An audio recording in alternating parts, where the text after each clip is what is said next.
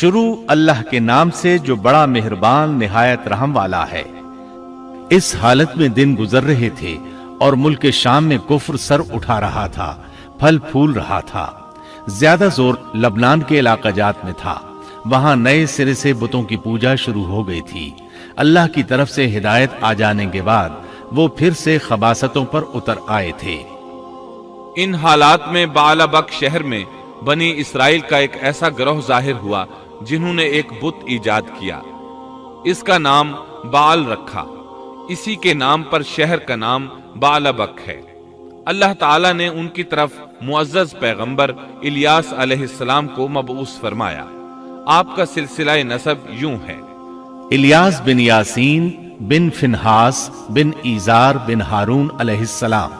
اللہ تعالیٰ سورۃ الصافات آیات 123 تا 132 میں ان کا تذکرہ یوں فرماتے ہیں: اور بے شک الیاس بھی پیغمبروں میں سے تھے، جبکہ انہوں نے اپنی قوم سے فرمایا کہ تم اللہ سے نہیں ڈرتے، کیا تم بعل نامی بت کو پکارتے ہو اور سب سے بہتر خالق کو چھوڑ دیتے ہو، اللہ جو تمہارا اور تمہارے اگلے تمام باپ دادوں کا رب ہے۔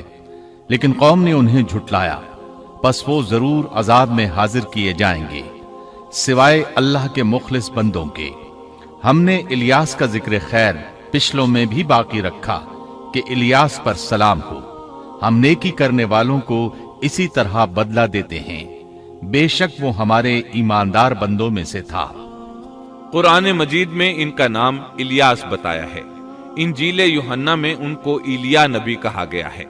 بعض آثار میں ہے کہ الیاس اور ادریس ایک ہی نبی کے دو نام ہیں، لیکن یہ بات درست نہیں، کیونکہ اول تو یہ آثار سند کے اعتبار سے قوی نہیں، دوسرا یہ کہ قرآن مجید نے سورۃ الصافات اور سورۃ الانعام میں الیاس علیہ السلام کے جو حالات اور اوصاف بیان کیے ہیں ان میں کسی ایک جگہ بھی یہ اشارہ نہیں ملتا کہ الیاس علیہ السلام کو ادریس بھی کہا جاتا ہے، اور نہ ہی سورۃ الانبیاء میں جہاں ادریس علیہ السلام کا تذکرہ ہے کوئی ایسا اشارہ ملتا ہے کہ ان کو الیاس بھی کہا جاتا ہے۔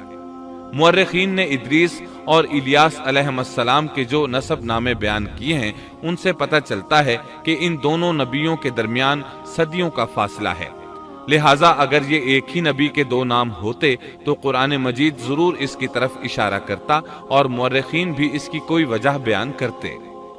مفسرین اور مورخین کا اتفاق ہے کہ الیاس علیہ السلام شام کے باشندوں کی ہدایت کے لیے بھیجے گئے تھے، اور مشہور شہر بعلبک ان کی رسالت و تبلیغ کا مرکز تھا۔ الیاس علیہ السلام کی قوم مشہور بت بعل کی پرستار تھی۔